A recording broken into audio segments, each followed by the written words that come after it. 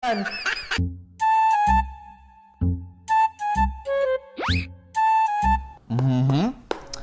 maganda tong lesson natin today, ha? Okay, alright class.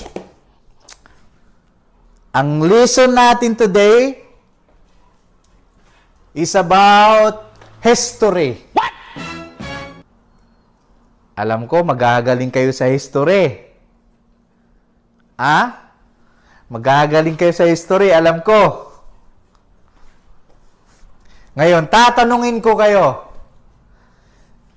Sinong nakakaalam? Sino sa inyo ang nakakaalam kung sino ang pumatay kay Lapu-Lapu? What? Sino ang pumatay kay Lapu-Lapu?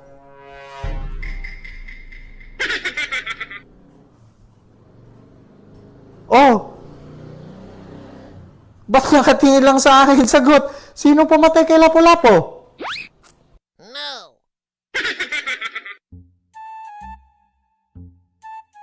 Ba't dito nakatingin sa mata ko? Sagot, sinong pumatay kay Lapu-Lapu? Sinong pumatay kay Lapu-Lapu? Sagot. Loko, ba't nakayuko ka? Tinatanong ko lang naman kung sino pumatay kay Lapu-Lapu. Sino pumatay kay Lapu-Lapu?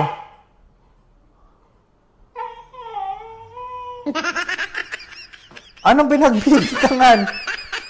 Hindi ko kayo pinagbibintangan kung sino pumatay kay Lapu-Lapu. Tinatanong ko lang naman kayo, Lolo, eh. Sinong pumatay kay Lapu-Lapu? Ba't ganyan yung itsura nyo? Hindi ko naman kayo pinagbibintangan. Ikaw, sino pumatay kay Lapu-Lapu? Laba, sino pumatay kay Lapu-Lapu?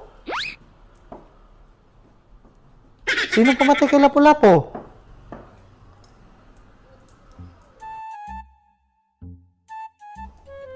Ba't nakayoko yung iba dyan? Takot na takot. Tinatanong ko lang naman kung sino pumatay kay Lapu-Lapu. History nga yung lesson natin today. Ano, Lolo? Sino pumatay kay Lapu-Lapu?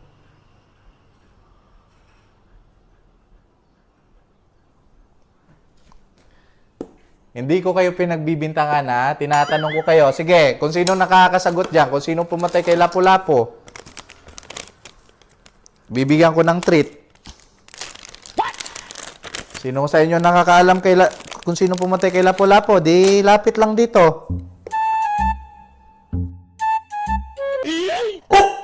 What? Anong ako? Inulam. Anong inulam kanina? Ulam. Huwag mong sabihin yung iskabitsi na inulam ko. Oo nga, Lapu-Lapu ngayon. Akong pamatay. Hindi ko naman kayo pinagbibintangan eh. Tapos ngayon, ako na naman ngayon yung pumatay kay Lapu-Lapu. Isda kasi yun. Ulam yun, hindi ibang Lapu-Lapu, hindi yung isda. Ay, sorry, hindi ko nilinaw.